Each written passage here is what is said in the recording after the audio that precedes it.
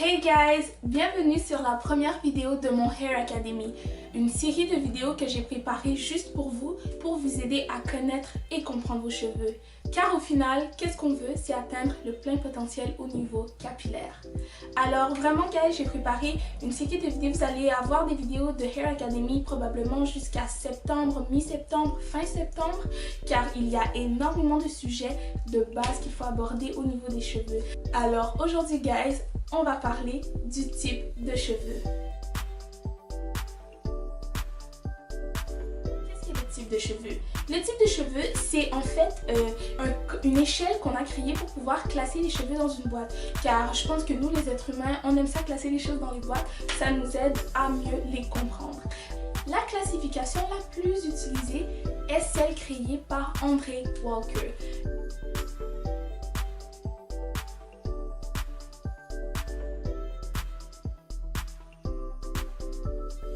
Le fameux coiffeur d'Oprah. En fait, dans cette classification, vous allez trouver une échelle de 1 à 4 et de A à C.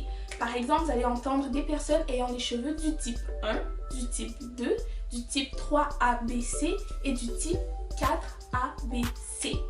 Nous, si vous êtes sur ma chaîne YouTube et que vous vous y référez car vous trouvez qu'on a certaines similitudes, on va plus se concentrer dans le type 4 de cheveux, mais en fait on peut aussi parler de ce qui concerne du type 3 car ce sont aussi des cheveux quand même bouclés. Et il y a beaucoup de personnes qui peuvent avoir les cheveux 4A et 3C en même temps. Il est important de connaître son type de cheveux pour deux raisons.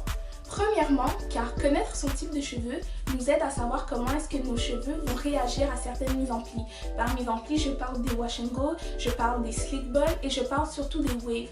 Des coiffures qui ont vraiment leur mérite et qui sont ce qu'elles sont en raison du type de cheveux. Pourquoi est-ce que ça peut varier? Beaucoup de mes abonnés viennent me voir ou des gens de mon entourage viennent me voir et ils me disent « Myriam, je fais un wash and go sur mes cheveux et ça ne donne pas le même résultat qu'elle. Quel est le produit que tu utilises par exemple toi Myriam pour avoir de la définition dans tes cheveux? » En fait guys, on utilise tous les mêmes produits et à part certaines exceptions, des produits qui fonctionnent mieux sur d'autres, mais prenons par exemple un wash and go de base. On va y aller avec de l'eau, de l'huile, une crème coiffante si vous voulez, un lait capillaire, peu importe, et du gel, pardon. Alors, si on utilise tous quelqu'un du type 3A et quelqu'un du type 4C, on utilise la même formule pour faire notre wash and go. Vous allez remarquer que le wash and go ne va pas sortir de la même façon. C'est normal, car celui-ci a été créé pour accentuer la boucle naturelle. Si vous êtes quelqu'un avec le cheveu 3A, vous allez probablement avoir des boucles beaucoup plus lisses que quelqu'un étant du type 4C. Alors, il est important de connaître son type capillaire car c'est notre type capillaire qui nous aide à savoir pourquoi est-ce que notre cheveu réagit d'une certaine façon et pourquoi est-ce que notre cheveu réagit d'une autre façon. La deuxième raison pour laquelle c'est vraiment important de connaître son type capillaire. En fait, son type de cheveux, c'est important de le savoir car parfois il peut avoir une corrélation, un lien entre le type de cheveux et le fait que nos cheveux soient secs. Je donne un exemple. Quelqu'un ayant le type de cheveux 1 aura beaucoup, en fait, tout simplement, le sébum qu'il aura dans les cheveux va se rendre facilement jusqu'à la pointe de ses cheveux. Souvent, les personnes qui ont le type de cheveux 1, ils n'aiment pas avoir les cheveux gras, pourtant c'est ce gras-là, même si c'est un peu moins esthétique, disons ça comme ça, c'est ce gras-là qui permet à leurs cheveux de rester bien hydratés, de casser moins souvent et d'être beaucoup plus longs.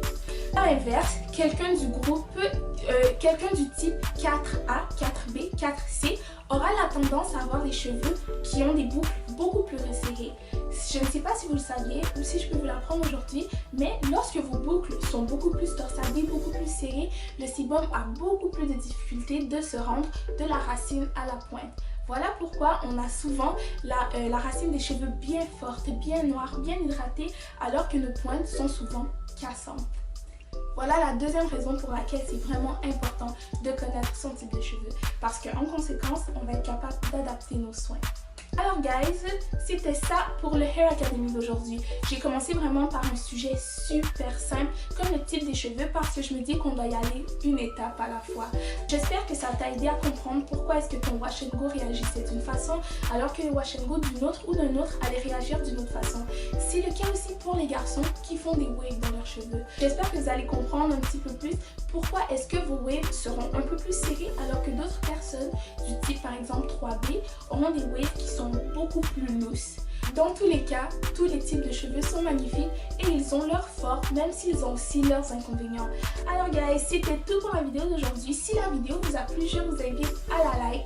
Si vous êtes intéressé à recevoir une notification lorsque la deuxième vidéo concernant la porosité des cheveux, un sujet super méga controversé, super méga compliqué. Si vous êtes intéressé à savoir lorsque cette vidéo va sortir, je vous invite à activer la petite cloche pour vous donner des notifications à chaque fois que This Brown Sugar va sortir une vidéo et surtout des vidéos au niveau du Hair Academy. Je vous invite aussi à vous abonner et nous on se retrouve dans une prochaine vidéo.